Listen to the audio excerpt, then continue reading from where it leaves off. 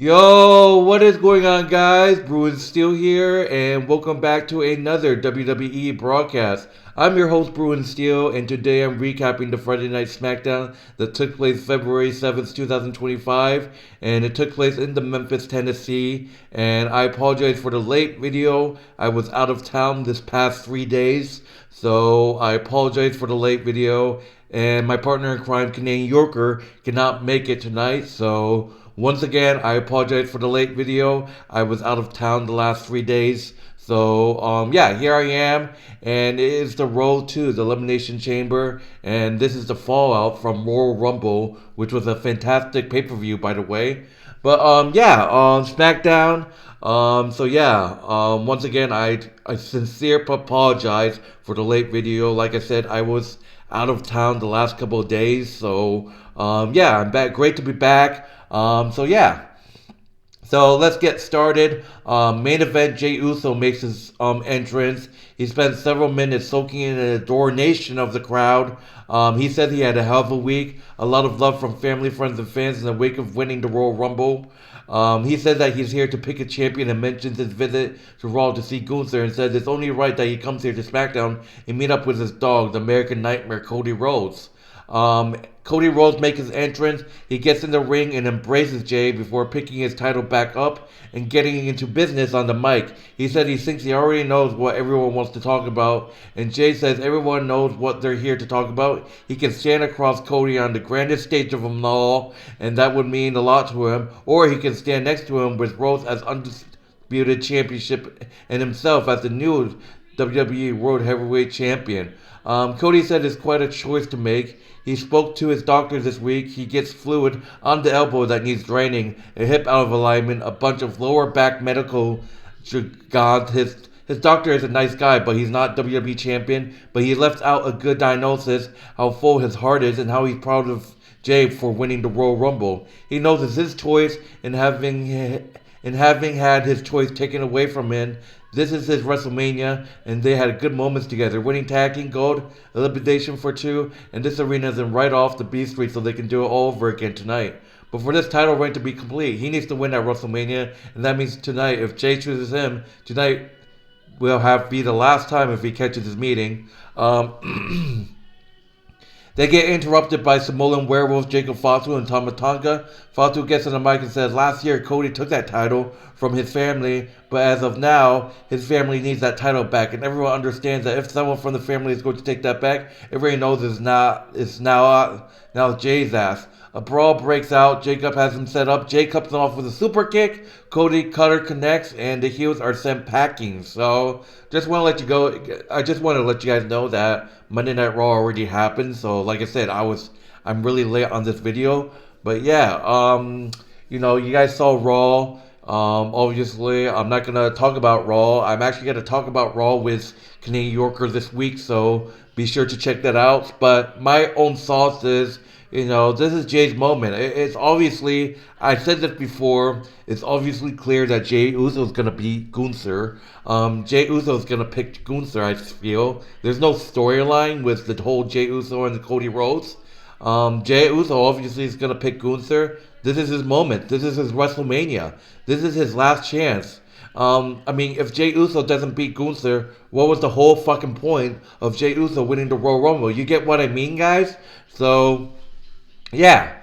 Alright, moving on. Moving on to the first match of this Friday Night SmackDown. We got a Elimination Chamber qualifying match. We got Bianca Belair versus Pimper Nivens. Blair strong out the gates, mounted punches in the corner. Pimper Niven takes her to the floor, freight train crossbody into the apron, and then a running center on the floor. Back in the ring, Bianca lifting her up for the KOD. Excuse me. Bianca lifting her up for the KOD, but she can't get her up. Pimper with the headbutt. A boss man slam. No. Getting a ball in the corner, up top, Vader bomb, another near fall, fighting on the apron, back inside, fireman's carry, Bianca hitting the KOD. Bianca Belair defeats Piper Nivens by pinfall to qualify for the Women's Elimination Chamber. Just like last year, Bianca Belair is in the Elimination Chamber. Now, this is what I find interesting. Obviously, that whole Rhea Ripley versus EU at WrestleMania Dream Match can go right down the toilet. This Elimination Chamber is going to be stacked. You got Liv Morgan, Alexa Bliss, and now you got Bianca, obviously. So yeah, you have these. Obviously we have to see who Charlotte Flair chooses. But I'm actually gonna share my prediction. I'm gonna share my thoughts. What's gonna happen? There's a lot of possibilities that what can happen, what can't happen. Obviously, but Bianca is once again in the Elimination Chamber picture. Bianca defeats Pimper Nivens by pinfall. So yeah.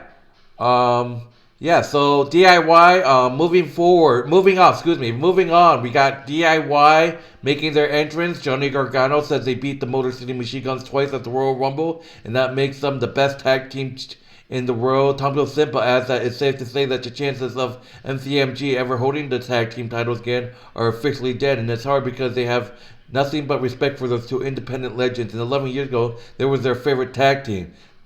They get interrupted by Pretty Deadly, which leads to this next match, which is DIY versus Pretty Deadly in a tag team match. Match is in progress. Prince on the wrong side of town, but Wilson is ready for the tag, and he gets it, dropping Gargano with forearm, big uppercut, pulling Ciampa into the ring and pulling Boots into them in the corner. Side effect on John. Tom cuts him off with a black back elbow, but Kit drops him with a lateral. M10 tags back in, a corner uppercuts and Tatum, assisted code breaker. Ciampa breaks it up, back and forth, O'Connor roll. Tommaso Ciampa has a handful of ties, but Wilson kicks him. Elton reverses, hand on the rope. Pretty Deadly defeats DIY by pinfall, earning themselves a future tag team match. So that's great to see. So Pretty Deadly actually gets a win.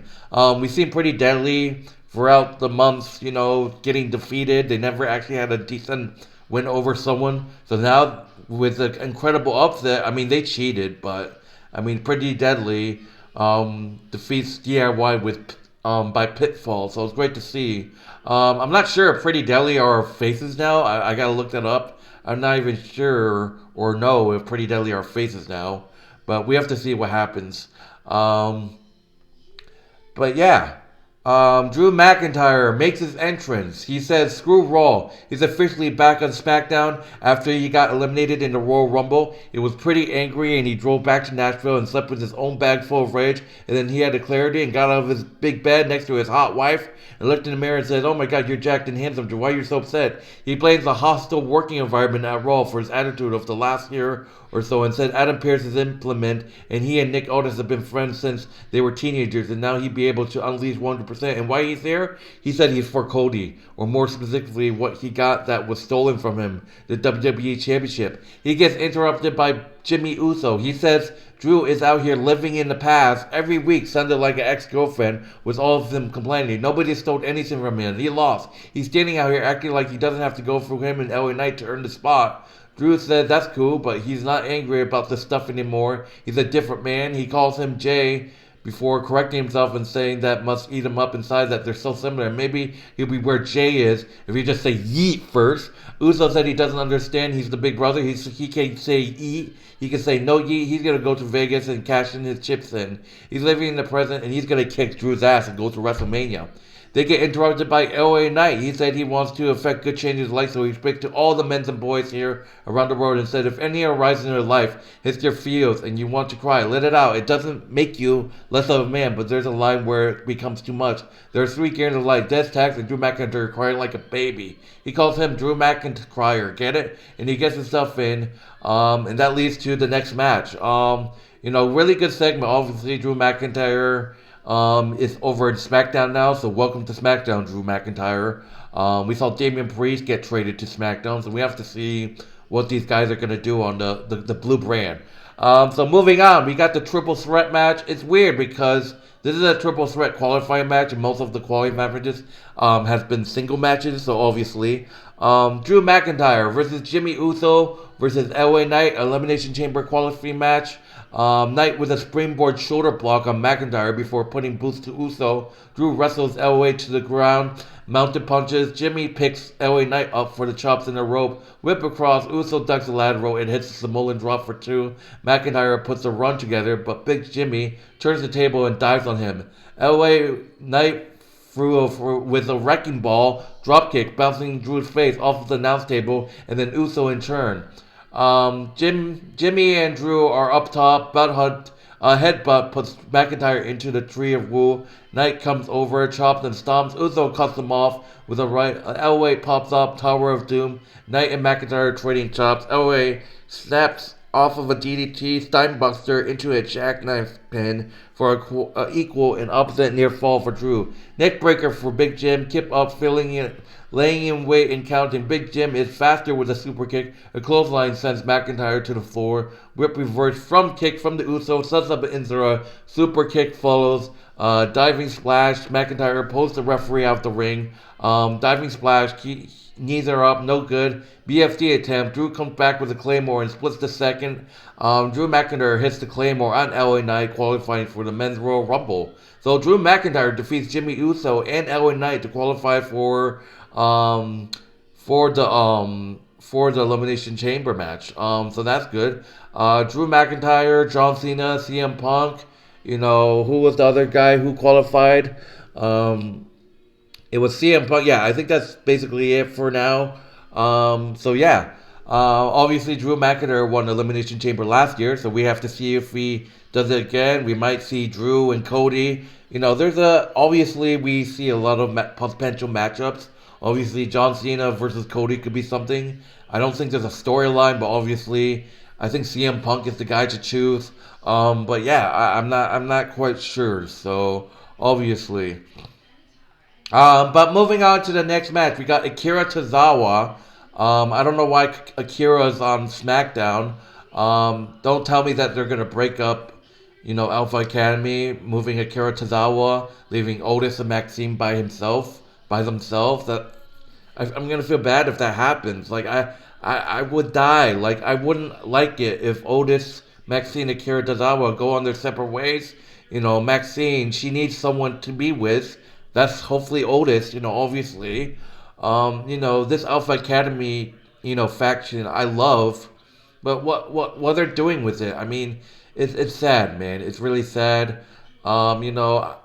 It will kill me if Tozawa moves to SmackDown, leaving Otis and Maxine over at Raw, leaving them to deal with Chad Gable, the Creed Brothers, and Ivy Nile, obviously. So, Akira Tozawa and Carmella Hayes, in a one-on-one match. Tozawa meets him with a kick and bounces him off the apron in a barricade. Hayes runs him over with a back elbow. Diving tyrant sends Mello to the floor, and Akira follows with a blanket. Fired up. Hayes with a top wrist lock applied. Tozawa fights out. Right hand whip reverse. Big reverse STO from Akira. For 2. Up top, nobody home. Roll through. Mello catches him with a last Miska. So close. Hammering punches, drawing him up. Tozawa lands on his feet off of a back suplex. Kick combo, crawls over a big roundhouse kick, and he tears his shirt off. Fired up. Akira goes on top. Hayes meet up with announcer. Jogging for a bit. Tozawa some split powerbomb for 2. Carmella Hayes with a springboard exploder DDT. Headed up top. Carmella Hayes hits nothing but net. Carmella Hayes defeats Akira Tozawa by pinfall. I kind of obviously knew that was happening. So Carmella Hayes finally getting a win, obviously. So yeah. Alright, moving on. We got Charlotte Flair making her entrance. She asks Memphis if they love her or hate her and says, "Boo, sounds like money." She lives rent-free in everyone's mind. Wrestling obsession. We're obsessed with her looks, her championship, her last name, everything Charlotte Flair. She knows we all think that she thinks that because her last name is Flair, she's better than everyone, but that's not the only reason why she thinks it's better than everyone. Did you really think she was going to miss 14 months and not come back and win the Royal Rumble? She said she went to Raw to see Tiffany, she said she went to Raw to see Rhea Ripley, and now she's on here, she wants to see Tiffany Stratton. She gets interrupted by Tiffany Stratton. She says nothing is a bigger Charlotte Flair than her when she got hurt. Everyone cared for her like a day, but then she came along and ticket sales went up, and WWE is hotter than ever, and she's on the top of that. Charlotte Flair turns and asks if she said something and tells her to speak when told she can speak. Stratton talks about being compared to Charlotte and tells her to pick her because then she will win, and then she won't be the next Charlotte Flair, but the one and only Tiffany Stratton. Charlotte calls her a child, begging to be seen as a star, and tells her to get her hands and knees and beg if she wants her to challenge her at WrestleMania. They get interrupted by Nia Jax, flanked by Candice LeRae. So basically, Candice LeRae replaced Tiffany. She said this blondie back and forth is cute. And it's a little premature because she's going to be champion again. She spoke to She spoke to Nick Aldis, and he agreed that she should get a rematch for the title next week. Flair says this is going to be interesting, and she's going to stick around next week to see what happens. So yeah, finally we get to see a dream match. Obviously, it's a build-up WrestleMania match. I think I want it to happen, guys. I want it to happen. Charlotte Flair versus Tiffany Stratton at WrestleMania. That's the thing, though. But it's like, what's going to happen with Rhea? Who's going to win the Elimination Chamber to face Rhea? Because by the looks of it, the only person I can see on the Women's Elimination Chamber card that can actually win is Liv Morgan. And I don't know if I want to see Liv Morgan versus Rhea Ripley again. I mean, there have been talks about, obviously, they ended their feud at the Netflix debut, obviously, so I don't know. Liv Morgan could win. I mean, you never know what's going to happen. We can have, obviously, I talked with Canadian Yorker a little bit about this. We can have Charlotte actually going after Rhea Ripley, which actually makes sense because if you guys don't know, Rhea Ripley was the one that defeated Charlotte Flair at WrestleMania the year prior, or it was 2 years ago, to win the title. So maybe Charlotte Flair wants to look for revenge, obviously. So we might have that, and then Nia I don't think Nia's gonna qualify. Obviously, Nia is not in the Elimination Chamber, so that actually won't work. I said that Nia could win the Elimination Chamber and face Tiffany, but obviously, Nia is not actually competing for the Elimination Chamber. Nia Jax and Tiffany Stratton has a title match next week on Friday Night Smackdown. So it's just going to get interesting. So moving on, they get interrupted by Alexa Bliss. Alexa Bliss making her debut. Welcome back. She's on SmackDown. There were talks and teases that she's going to join the Wyatt Six. During this match, there was some teases. There was the Wyatt Six sign. Alexa Bliss versus Candice LeRae in an Elimination Chamber qualifying match. Filling out LeRae with a knee lift. Bliss gets her with a nozzle Aussie. Insult to her injury, looking for Sister Abigail, blocked. So Alexa Bliss is still, using that, Uncle Howdy move of Sister Abigail. Obviously, it's clear as day that Alexa could be joining the Wyatt Six. LeRae gets a near fall, clubbing blows, kick to the back, cover for two, back and forth. Alexa with a drop toe hold into the turnbuckle, jockeying for position, headbutt to the apron, reverse STO from the Candice. Kneeling surfboard from LeRae. Candice says something to her that sets Bliss off. Lothar press, catch a boot, right hands drop kick connects. Alexa fired up, knees into the ropes. A running blockbuster. Nope, LeRae with a missile drop kick. Something flashes on screen briefly, which is the Wyatt Six thing. Alexa Bliss with a square hammer DDT. Alexa Bliss defeating Candice LeRae, and Alexa Bliss is going to Elimination Chamber. Wow. Welcome back, Alexa Bliss. I think the last time we saw Alexa Bliss, she lost to Charlotte Flair. I think she lost to Charlotte Flair at like SummerSlam or something. Royal Rumble. It was actually Royal Rumble, actually. But welcome back. Alexa Bliss qualifies. You got Bianca. You got Liv. There's just a lot, man. Yeah.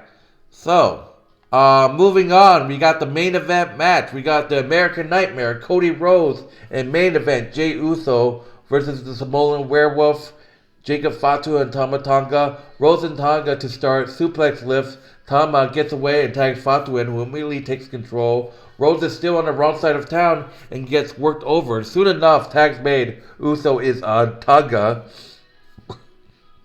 Big back suplex neckbreaker connects.